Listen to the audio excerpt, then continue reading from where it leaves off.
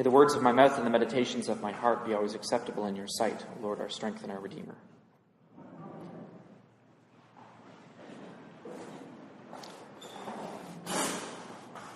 The parable of the Good Samaritan. This is possibly, if not one of the most famous parables in the Bible, possibly the most famous.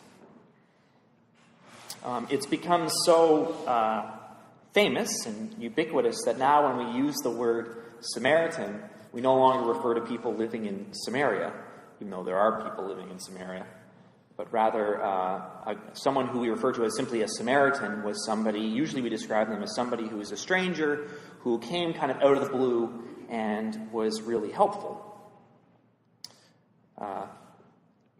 And there is some sense that I'm feeling as I'm up there. And is it possible for me to say something else about the Good Samaritan that you haven't already heard? But I'm going to try to do that. But I think it's important for us to, when we encounter any parable, for us to take a step back and see this with some distance. So I want us to return to this room. They're probably in a room where Jesus was talking to this lawyer. And we can imagine, and we see this throughout the New Testament, whenever Jesus is trying to talk to lawyers, the conversations always end up being a total disaster. Part of it's because Jesus is so clever, and part of it's because Jesus' interpretation of the law, while passionate, is a rather liberal interpretation of the law, which is to say that Jesus is not usually particularly hung up on details, especially when details prevent us from being closer to God. And of course, for many lawyers, details can be of critical importance. So he's talking to this lawyer, but we can imagine that Jesus is not expecting this conversation to go particularly well, and neither should we, right? So the lawyer asks Jesus, "What must I do to inherit eternal life?" This is a popular question. Remember the rich young ruler asking something similar.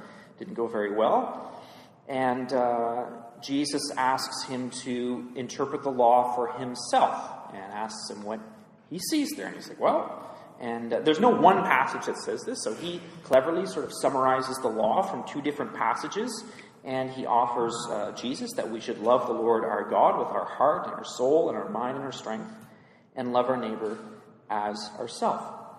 This is the lawyer's creation of how he sees the Old Testament summed up, and it's brilliant, and it's something powerful to remember as we will be reciting this later this service. It's powerful to remember that this came not only from Jesus but from the words of a very clever scholar of the law interpreting it for Jesus.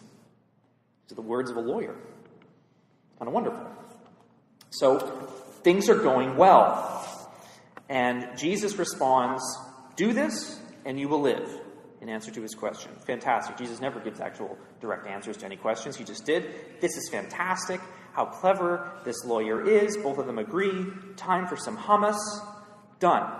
Right? But the lawyer can't help himself, perhaps like we would. And he starts to ask just one detail. And for the lawyer, this was an incredibly important detail, possibly a critical detail for him. But who is my neighbor? If I'm to love my neighbor as myself, who is my neighbor? We might hear this as an innocent question or a foolish question. We might see this as the question that we would have asked. But actually, this is when the conversation takes a dark turn. The lawyer might not know this, but it's taken a dark turn. The reason is because even though we use the word neighbor, the word in Hebrew is, and I'm going to annihilate the pronunciation, reia, and in Greek, plesion. I'm going to describe some of the words. If you were to translate this directly from the Hebrew, neighbor would be translated as friend, companion, fellow, intimate, or a fellow citizen. In the Greek, friend, your fellow man, and any member of the Hebrew nation and commonwealth. You should start to see what the problem is, loving your neighbor as yourself. If we were to interpret that passage literally, we mean another member of our nation, our people, a companion, an intimate. We are to treat those people as ourselves. The literal translation of the law does not seem to include total strangers, people from other nations, competing nations, certainly not warring nations, other cities, other cultures, people we would describe as not one of us. The concept of neighbor has really, in the biblical sense, has nothing to do with our geographical neighbor who lives next door, but more to do with identity, family, relationship. You can imagine the original meaning being not particularly problematic when we all lived in different tribes, where your neighbor, all of your neighbor issues were really the only issues you had, right? Like even today, if you talk to monks, who in a lot of ways embody that kind of thing, the most difficult thing that any monk will tell you, or none, about being a religious are the other religious people that live next to you. They're the ones. That's the hardest part, is all these neighbors. It's been historically very difficult. But we can also imagine ancient Rome being really, at that time, the absolute high watermark of multiculturalism. The world was a kind of world which was incredibly diverse, more diverse than anyone had ever experienced in their lives. There were actually safe roads. And suddenly the idea of neighbor and tribe became incredibly confusing and complicated as everybody was surrounded by diversity for really the first time. And of course, there's no difference for us. I mean, the classic phenomenon now in terms of neighbor is me standing at a bus stop, texting a friend in Mississippi next to somebody who lives 2 doors down from me. And in the biblical sense, I would say, well, the person I'm texting is my neighbor. This is just, I don't know who this is. It's a stranger. So, I mean, we have the same kinds of challenges. So it's a problem. So this lawyer said, okay, well, Jesus and I were now on the same page. I've totally impressed him with my awesome exegesis. I'm going to get him to help me with this problem. So Jesus starts telling him a story. He says, is there a man coming down from Jerusalem to Jericho? Well, that's a dangerous road. Everybody knows it's a really dangerous road. There are some safe roads. This is not one of them. And he gets attacked by robbers and bandits. Makes sense. And he's left for dead. And he's stripped of all of his belongings and even his clothes. Now, our job right now is to not be empathic towards this man, but think like this lawyer. What an excellent puzzle Jesus has given us. He's totally going to help me with this problem. Because what's the problem with this guy that's on the side of the road? Well, he's naked, and he is at the point of death, which means he can't talk. We don't know what language he speaks. We don't know what his accent is. And he doesn't have any clothes on, which means we can't tell what his class or his profession is. We can't figure out how much wealth he is. He's completely anonymous. So what do we do? Is this guy my neighbor or not? I have no idea where he's from or who he is. What a great puzzle, Jesus. Right? So, what do we do with this guy? So the priest shows up. And the priest thinks, well, there's no way I can figure out whether he's my neighbor or not. You know, he seems at the point of death. I'll pass on the other side. And the Levite does the same thing. That's unsatisfying, but they're technically correct, right? I mean, there's no way for them to figure out who their neighbor is, but it's an unsatisfying solution. There must be a third solution. So he's now expecting, in sort of the classic riddle form, for the clever fellow to show up, right? This is the classic form. There's the priest and the Levite. They kind of follow the law, but to the line, not quite successful. Now there's going to be a third guy who's going to be this really clever lawyer, and he's going to have a trick for figuring out who this guy is, right? There must be some kind of clever move that he can make using the law that can figure out who this guy is, and then he'll know whether or not he's his neighbor or not, and then mission accomplished, right? But Jesus says a Samaritan shows up. What? That's not what he's supposed to say. And the problem with Samaritans is they're really wrong. Like, there's some people that are kind of wrong, but in the mind of this lawyer, Samaritans are dead wrong. They live in the wrong place. They built a temple on Mount Gerizim, where Moses got the Ten Commandments, and they say that's the real temple, not the temple in Jerusalem, which is dead wrong. Samaritans are all in the eyes of the lawyer, well, they're all idiots. They can't possibly offer anything satisfying to this puzzle. And the Samaritan shows up, and the gospel describes him not so much, the translation is not so much moved with pity, moved with compassion. In an earlier sermon, it was moved with womb love. Well, that's not a way to get any kind of accurate information, being moved by one's soul. And then he proceeds to bandage his wounds. He pours all of this oil and wine on him, which is incredibly expensive. He gives him 2 days' wages for a start, which is foolish, takes him to an inn, and that's the end of the parable. A Samaritan who has absolutely no idea about how to interpret the law, who makes terrible decisions for a perfect stranger, and has no idea what it means to be a prudent decision maker in a world filled with very complicated social conduct. How confusing.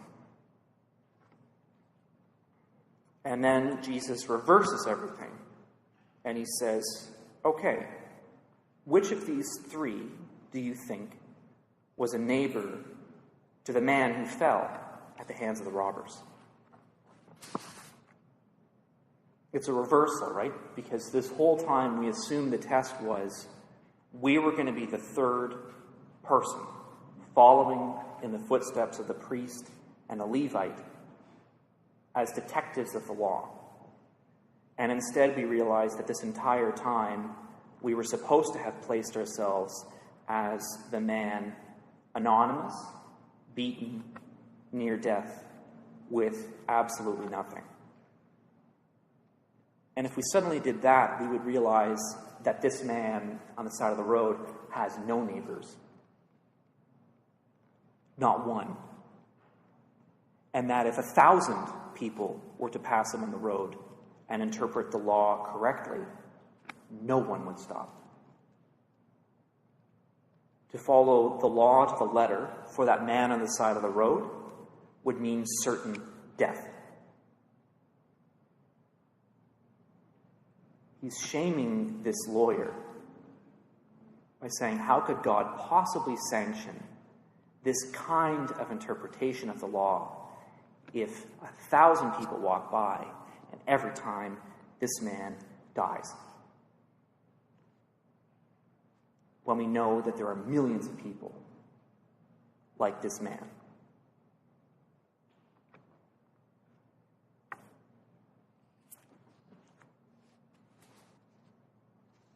And this is powerful for us because the game that the lawyer wanted to play, we're all really good at. And we do it a lot. Phrases like, I don't suffer fools lightly. Hurt me once, shame on you. Hurt me twice, shame on me. I think that's how it goes. I learned not to go back to that part of town again. I'm never eating there again. I worked there once, it was awful, right? There's a bazillion phrases about, I know who the insiders and the outsiders are. I know who to talk to. My social calendar is filled with the right people. We're so good at figuring out who our neighbors are. And we keep track of them, and we organize them, and we organize our social calendar around them. Who is in, who is out? Who are the good guys? Who are the bad guys? What is cool? What is not cool? We love to be the lawyer. How do we figure out, in this particular circumstance, whether or not this person is somebody that I want to invite to my party? And this parable is saying that any kind of social calculus like this is fundamentally dehumanizing and sinister and leads us down the road of evil.